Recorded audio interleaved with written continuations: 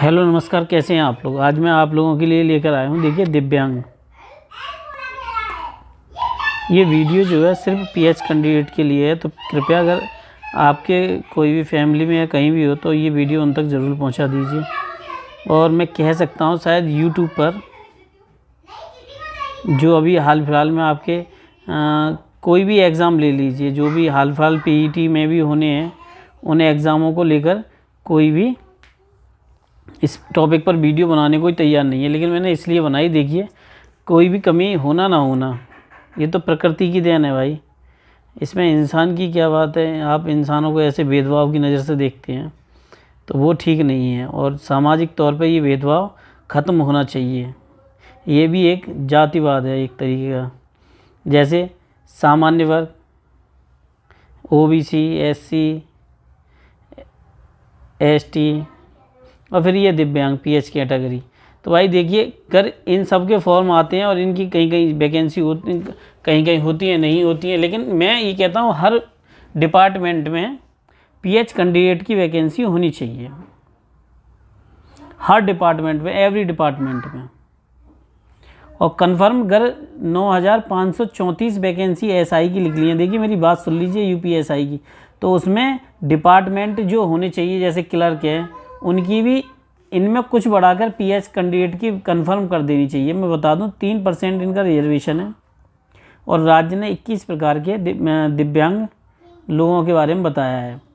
ठीक है, और मैं आपको आज के इसके बारे में आपको डिटेल से बताऊंगा। मैं शायद जानता हूं इस टॉपिक पर बहुत कम लोग बात करते हैं, लेकिन एक भाई मेरे नाराज़ हो गए थे। मैंने उनसे कहा था वीडियो तैयार है, बस अपलोड कर दूँगा मैं, तो नाराज़गी में सॉरी बोल चुका हूँ। सॉरी भाई, और माफ़ कर देना मुझे। मैं वीडियो काफ़ी लंबे टाइम से बना चुका था, लेकिन टाइमिंग की वजह से ऐसा नहीं हो पा रहा था। लेकिन मैंने सोचा था कि सही समय आएगा तो अपलोड कर दूंगा, तो आज मैं ये वीडियो अपलोड कर रहा हूँ उनके लिए। तो जो भी हैं, मैं तो भाई उनसे सॉरी बोल चुका हूँ, हाथ जोड़ के माफ़ी मांग चुका हूँ। और ये वीडियो जहाँ तक है आप सभी उन लोगों तक पहुँचा दीजिए। देखिए, अब इसमें मैं आपको बता दे रहा हूँ कि जो पीएच कैंडिडेट होते हैं उनके लिए फील्ड की कोई नौकरी नहीं सेलेक्ट की जाती है। ठीक है ना। फील्ड में जैसे कोई वर्क है तो उसमें थोड़ा सा रहता है, जैसे कोई मान लीजिए आपका फील्ड के कोई वर्क जितने भी होते हैं, जैसे यूपीएसआई है या पुलिस से रिलेटिव जो वर्क है, या और भी फील्ड के जो वर्क होते हैं, वहाँ पर पीएच कैंडिडेट की वैकेंसी नहीं रखी जाती है। लेकिन मैं कहता हूँ हर वैकेंसी में, एवरी वैकेंसी में भाई पीएच कैंडिडेट की वैकेंसी होनी चाहिए, वरना भर्ती होनी नहीं चाहिए, समझ लो। मैं तो साफ साफ कहता हूँ, किसी को बुरी लगे लगती रहे, मुझे उससे कोई मतलब नहीं। लेकिन ये जो वीडियो है वो सिर्फ इसी के लिए है कि जो फील्ड के वर्क की जितनी भी जॉब है, आप सोच लीजिएगा, उनमें पीएच कैंडिडेट की जो है वैकेंसी नहीं होती है। ठीक है। अब देखिए, जिससे मैं पूरी वीडियो लेकर आया हूँ, काफ़ी मैंने एनालिसिस किया और पॉइंट आउट करने के बाद ही ये वीडियो बनाने का फैसला लिया। देखिए, विकलांग एवं शारीरिक विकलांग, देखिए दिव्यांग आरक्षण के बारे में सबसे बड़ी दुविधा इस नाम का है कि शारीरिक विकलांगता को लेकर होती है। भारत में हम लोग दोनों ही नामों का ज़्यादातर मामलों में एक ही मान लेते हैं, जो कि ना कि सिर्फ अज्ञानता को दर्शाता है, बल्कि देखिए साफ साफ है अज्ञानता, ये मूर्खता है। जो लोग इस तरीके से इस्तेमाल करते हैं वो क्या है, मूर्खता है, बल्कि उस व्यक्ति के लिए अपमानजनक भी है। ऐसे में क्या होना चाहिए, अच्छे लेवल पे, हाई लेवल पे मैं कहना चाहिए कि कमेटी गठित होना चाहिए, और हर वैकेंसी में इनका कोटा रिजर्व करना चाहिए। हर वैकेंसी में 10,000 वैकेंसी, 5,000 वैकेंसियाँ हैं, 3% वैकेंसी होनी चाहिए भाई, सीधी सी बात है। मेरा तो सीधा यही कहना है। अब भाई मैं सरकार नहीं हूँ, सिर्फ बोल सकता हूँ। उससे क्या है, जिसके लिए इस्तेमाल किया जा रहा है, इस सबसे ज़रूरी है कि हम पहले सरकारी नौकरियों में दिव्यांग आरक्षण के बारे में विकलांग एवं शारीरिक रूप से विकलांग के अंतर को समझ लें। देखिए, एक होते हैं मानसिक विकलांग, मानसिक विकलांग वो समाज में बहुत हो गए हैं, समझ लीजिए। हर तरह केसेस है जो भगवान ने, प्रकृति ने जो बना दिया शरीर में, कहीं वो तो कोई बात नहीं है, लेकिन मानसिक रूप से विकलांग समाज में बहुत लोग हैं, बहुत लोग हैं, बहुत। अब देखिए, शारीरिक रूप से विकलांग, शारीरिक रूप से विकलांग का अर्थ है कि किसी भी प्रकार का जन्मजात, जन्म के बाद हुई शारीरिक मानसिक अक्षमता, जिसके चलते व्यक्ति अपना जीवन सामान्य रूप से जीने में अक्षम हो, जिसकी कार्य क्षमता कम होती है। हालांकि यह तकनीकी रूप से सत्य है, लेकिन फिर भी दिव्यांग रोजमर्रा के कामों को पूरा करने के लिए सरकारी नौकरियों में मिलने वाले कार्यों को निपटाने में सक्षम है। इसके लिए उन्हें विकलांग शब्द से संबोधित करना अपमानजनक है। ठीक है, मोदी जी ने इसको बदल के दिव्यांग रख दिया था, है ना। और ये ठीक है, ये नहीं होना चाहिए विकलांग शब्द का इस्तेमाल। देखिए जो कुछ है वो मैंने नोटेड करके ही बनाया है, मेरी तरफ से इसमें कोई शब्द नहीं है और मैं कोई शब्द इस्तेमाल भी नहीं करूँगा। अगर किसी को कोई शब्द बुरा लगा तो मेरे लिए माफ़ कर देना भाई, मैं तो आपके लिए जो पूरा एनालिसिस है वीडियो का वो ही लेकर आया हूँ। दिव्यांग पर्सन डिसेबिलिटी परिभाषा के अनुसार विकलांगता शारीरिक, मानसिक, बौद्धात्मक, दिमागी, संवेदनशील, भावनात्मक, विकासात्मक, इनमें से कई के कारण उभरी अक्षमताएं होती हैं। अक्षमता जन्मजात भी हो सकती है और जीवन के दौरान प्राप्त हो सकती है। हालांकि उस अक्षमता से व्यक्ति का रोज़मर्रा का जीवन प्रभावित नहीं होता, इसलिए यह उनके लिए शब्द है जिसका उन्हें संबोधित करने में इस्तेमाल किया जाना चाहिए। ठीक है, अक्षमता। अब देखिए, अब बात आई सबसे बड़ी, इनका आरक्षण। तो देखिए मैंने बताया था 3% में पहले ही बता चुका था। भाई मेरे जो भी नाराज़ हुआ हो मुझे माफ़ कर देना, मैं वीडियो उन्हीं के लिए बना रहा हूँ स्पेशली।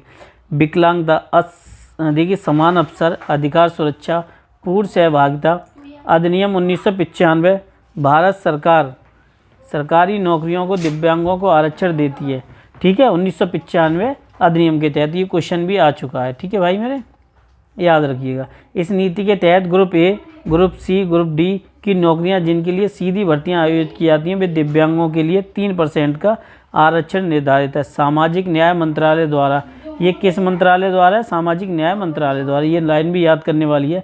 द्वारा ऐसे पदों को चिन्हित किया जाता है जिनमें दिव्यांग कोटि की नीति को लागू किया जा सके। फील्ड में ये जॉब नहीं होती है। ठीक है, विकलांगता की परिभाषा। ठीक है, PWD कैटेगरी का आरक्षण शारीरिक विकलांगता तक ही सीमित नहीं है, कई अन्य अपंगताओं को भी कवर करती है। सरकारी नौकरियों में दिव्यांग आरक्षण कोटे में संदर्भ निम्नलिखित परिभाषाएं मान्य है।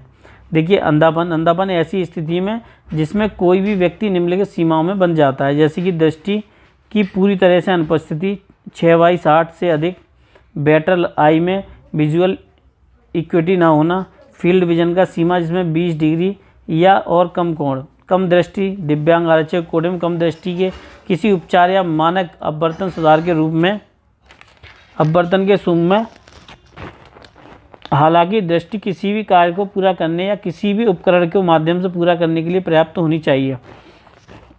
सुनने की क्षमता में कमी का अर्थ है कि व्यक्ति की आम बातचीत सुनने की क्षमता में 60 डेसिबल की कमी हो गई हो। चलने में विकलांगता का अर्थ है हड्डियों में, जोड़ों या मांसपेशियों की अक्षमता जिनके कारण अंगों में चलने में परेशानी हो। PH कैटेगरी वालों को थोड़ा फील्ड की जॉब जो होती है उससे थोड़ा सा अलग रखा जाता है। प्रमस्तिष्क पक्षाघात, जिसमें देखिए पैरालिसिस भी शायद ऐसी कुछ होता हो। देखिए दिमागी क्षति या जन्मजात दुर्घटना, बाल्यकाल में किसी चोट के कारण मोटर चालित शारीरिक स्थिति होती है। ऑर्थोपेडिकल हैंडीकैप्ड पर्सन सभी परिस्थितियों को दिव्यांग आरक्षण में शामिल किया जाता है। मैं आपको सारी डिटेल दे रहा हूँ इस वीडियो में। भाई मेरे वीडियो थोड़ी लंबी हो जाएगी लेकिन कोई नहीं। दिव्यांग की सीमा, सरकारी नौकरियों में दिव्यांग आरक्षण के मामले में दिव्यांगता की सीमा का ध्यान में रखना जरूरी है। भारत सरकार की नौकरियों में संबंधित विकलांगता की श्रेणी में न्यूनतम 40% की विकलांगता को दिव्यांग आरक्षण कोटे में मान्य होता है। ठीक है, साधारण शब्दों में निम्न दृष्टि, आपकी दृष्टि सामान्य दृष्टि की तुलना में कम हो, 40% कम होनी चाहिए, सरकारी नौकरियों में आरक्षण का लाभ मिलेगा। कैसे निर्धारित होता है? देखिए PW उम्मीदवार के लिए आरक्षण कोटे की घटना किसी विशिष्ट समूह सेवा से उत्पन्न होने वाली कुल रिक्तियों के आधार पर की जाती है। हालांकि आरक्षण नीति केवल निर्देशक पदों पर ही लागू होती है और संबंधित विभाग के सामाजिक न्याय मंत्रालय द्वारा नियुक्ति उद्देश्यों के लिए पहचान की जाती है। आरक्षण सीटों की गणना के लिए दोनों चिन्हित गैर चिन्हित पदों का ध्यान रखा जाता है, जबकि नियुक्तियों केवल PWD उम्मीदवारों पदों पर ही किया जाता है। उदाहरण के लिए यदि केंद्र सरकार ग्रुप सी में सेवा में विभिन्न 1000 पदों पर रिक्त है तो 30 सीटें PWD के उम्मीदवार के लिए आरक्षण के रूप में समझा जाएगा, क्योंकि 3% कोटा भाई उनका वो होता है तो उस कोटे के अनुसार वो रखी जाती हैं सीटें। ठीक है, मैंने बताया 3% जो है रिजर्वेशन है, तो 3% रिजर्वेशन वही तो मैं कह रहा हूँ 8000 है भाई, तो 3 का गुणा कर दो भाई, 240 सीटें तो भाई होनी चाहिए, नहीं होनी चाहिए इन लोगों के लिए। अब वही बात है कि लेखपाल में कोई आवाज़ ही नहीं उठाता भाई, मैं क्या बोलूँ मैं तो भाई। हालांकि PW आरक्षण कोटे के माध्यम से 30 उम्मीदवारों की नियुक्ति की जाएगी जिन्हें PWD उम्मीदवार के रूप में पहचान किया गया है।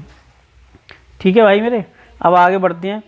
ऊर्ध्वाधर आरक्षण और क्षैतिज आरक्षण, ठीक है। सरकारी नौकरियों में आरक्षण 2 प्रकार का होता है, ऊर्ध्वाधर और क्षैतिज आरक्षण, ठीक है।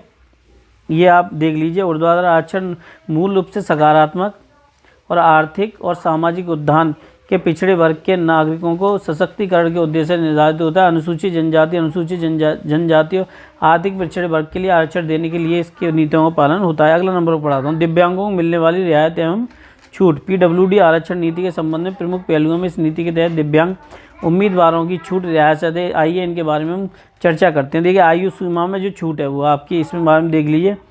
जो सामान्य वर्ग हैं उनके लिए 10 वर्ष की, ओबीसी के लिए 13 वर्ष की और ग्रुप डी के लिए पीडब्ल्यूडी सामान्य वर्ग के लिए 10 वर्ष में, ओबीसी और 13 वर्ष अनुसूचित जनजाति की 15 साल की छूट है। यानी कि एससी एसटी के लिए जो है वो 15 साल की छूट है। सीधी भर्ती के माध्यम से ए और बी पदों के लिए पीडब्ल्यूडी उम्मीदवार सामान्य श्रेणी के 5 वर्ष की और 8 वर्ष की और 10 वर्ष की होती है, ठीक है।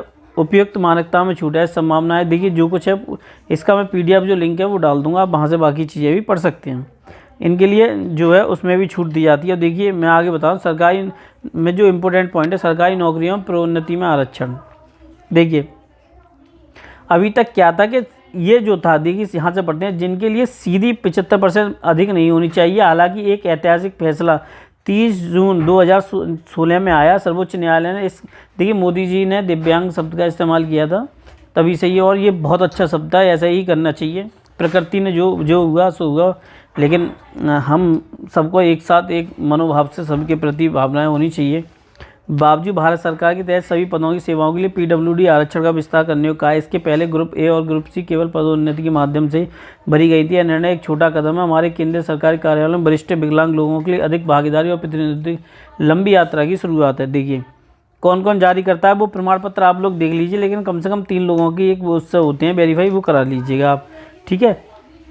देखिए दिव्यांग आरक्षण के लिए पदों को कौन सा मंत्रालय चिन्हित करता है। देखिए सामाजिक आधिकारिक पीडब्ल्यूडी, ये सामाजिक और आधिकारिक मंत्रालय, ठीक है। पोस्ट की नौकरियों के संबंध में मैंने बता दिया था। देखिए जो है वो आपको कंफर्म हो गया होगा, तो मैंने आपके लिए जो कुछ भाई डाटा था आज पीएच कैंडिडेट के लिए वो मैंने भाई बता दिया है। और देखिए ये वीडियो जो लोग पहुंच जाए, जिन्हें समझ में नहीं आ रही हो कुछ चीज़ें, फील्ड का वर्क शायद, देखिए लेखपाल में थोड़ा सा मैं अभी हूँ कि शायद पीएच कैंडिडेट का लेकर कोई भी अभी अपडेट नहीं आई है और ना ही बोर्ड ने कोई दी है। मे भी हो सकता है कि शायद पीएच कैंडिडेट के लिए 3% निकाल दिए जाएँ तो लगभग 240 के आसपास पद आ जाएँ, तो क्योंकि रिजर्वेशन भी है तो उसका फ़ायदा भी मिल जाएगा लोगों को। और दूसरा ये है कि मैं तो चाहता हूँ ये हर वैकेंसी में, एवरी वैकेंसी में ये चीज़ें आनी चाहिए। तो मैं कई दिन से ये वीडियो अपलोड करना चाह रहा था लेकिन नहीं कर पाया था, और जिसको मेरी 1-2 लोग हैं जिन्हें बुरी लगी थी, उनके लिए भाई सॉरी है, और हाथ जोड़कर सॉरी है भाई मेरी, ठीक है। चलिए तो मैं आप लोगों से मिलता हूँ। नमस्कार, धन्यवाद।